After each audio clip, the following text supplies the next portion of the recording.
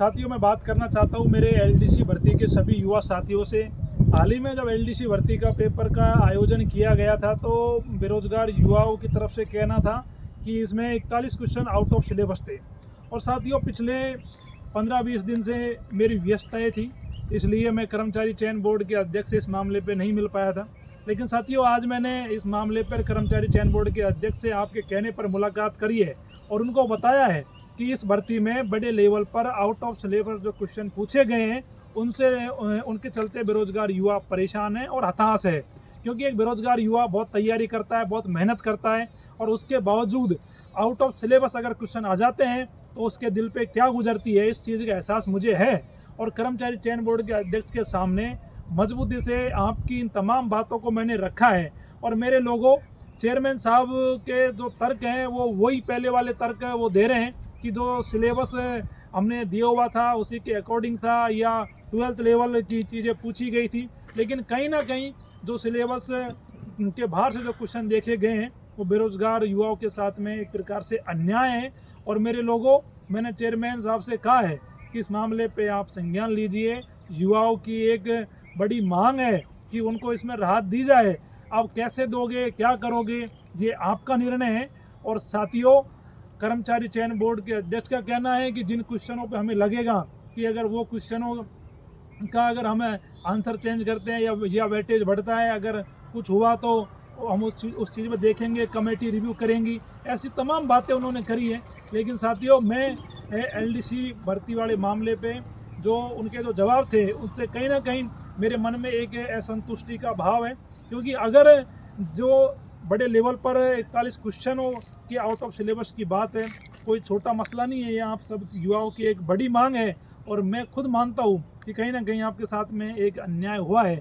और चेयरमैन साहब से मैंने मेरी तरफ से निवेदन किया है कि आप इस पर कमेटी का रिव्यू करवाइए और आप खुद देखिए कि आपने जो सिलेबस दिया था उसके अकॉर्डिंग कितने क्वेश्चन बाहर हैं और उसके बाद में बेरोजगार छात्रों के हित में आप निर्णय लीजिए। साथियों, मैं आपकी बात को जितनी मजबूती से चेयरमैन साहब के सामने रख सकता था मैंने वो बात रखी है।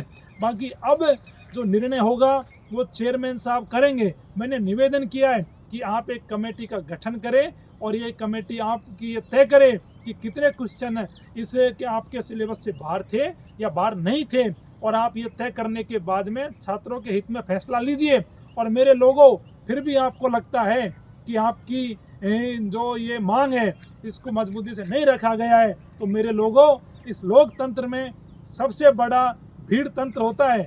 अगर आप लोग चाहते हो कि आपकी मांग को और मजबूती से रखें मेरे लोगों, तो आप लोगों को इसके लिए बड़ी संख्या में आकर कर्मचारी चयन बोर्ड को आप घेराव करिए, प्रदर्शन करिए, सरकार के सामने आपकी मांग को रखिए जिससे आपकी मांग मजबूती से आगे पहुंच सके। क्योंकि साथियों, मैं जितनी मजबूती से कोई बात रख सकता था मैंने उतनी मजबूती से बात आपकी रखी है। बाकी अब आप लोगों को तय करना है कि इस लड़ाई को लड़ना है या चेयरमैन साहब आने वाले समय में क्या निर्णय इसका लेते हैं वो आने वाला समय तय करेगा। बाकी मेरी तरफ से मैंने पूरे प्रयास किए कि आपको न्याय मिले। बाकी साथियों, आने वाले समय में देखते हैं क्या होता है। और बाकी आपसे मैं फिर कह रहा हूँ, इस लड़ाई को लड़ना है तो आपको घरों से निकलना होगा। लेकिन आज के दिन बेरोजगार युवाओं को साथियों घर बैठे काम चाहिए, ट्विटर पे काम चाहिए, उनको घरों से बाहर आना नहीं है, उनको कुछ करना नहीं है। तो जैसे उनके लिए कोई यहाँ पे कोई नौकर लग रहा हो, उन्होंने जैसे किसी को तनख्वाह पे रखा हो, तो ऐसे नहीं होता मेरे लोगों। इस लोकतंत्र में उसी की बात सुनी जाती है जिसकी संख्या भारी होती है। और इतनी ज़्यादा संख्या होने के बावजूद भी, इतना बड़ा अन्याय होने के बावजूद भी आप घरों में सो रहे हो, तो और क्या उम्मीद करोगे। मेरे पे जो बना मैंने आपके लिए किया और क्या करना है वो मैंने आपको बता दिया। अगर ये आवाज़ उठानी है तो सड़कों पे उतरो, लड़ाई लड़ो, वरना किसी से भी अपेक्षा करना छोड़ दो। और जैसे घर बैठे रहोगे तो आने वाले समय में भी ऐसे ही देखने को मिलेगा। और ट्विटर पे हल्ला करते रहो, रोते रहो, पुकारते रहो, चिल्लाते रहो, कोई सुनने वाला नहीं है, किसी को कोई फर्क पड़ने वाला नहीं है। क्योंकि बोर्ड तो बोर्ड है, सरकार तो सरकार है, किसी को क्या फर्क पड़ेगा। अगर आप चाहते हो लड़ाई लड़नी है तो घरों से निकलो, नहीं ट्विटर पे बात करना बंद करो, ये हल्ला बंद करो और अपने फिर एग्जाम दो और जैसी बोर्ड की कार्यशैली है उसको झेलो और फिर स्वस्थ रहो और मस्त रहो। अगर लड़ नहीं सकते तो कोई अधिकार नहीं है कि आपका हल्ला करने का, बोलने का। या तो लड़िए या चुप रहिए। मुझ में जो बना आपके लिए करा, मजबूती से बात रखी और निवेदन किया है कि कमेटी का गठन करके तय करे कि कितने क्वेश्चन बाहर से पूछे गए थे। आपके लिए अभी तक एक भी नेता कोई कर्मचारी चयन बोर्ड में बात करने भी नहीं आया होगा। मेरे लोगों, मैं बिजी था, फिर भी आप लोगों के लिए पहुंचा हूँ। बाकी आप तमाम युवाओं को बहुत बहुत धन्यवाद।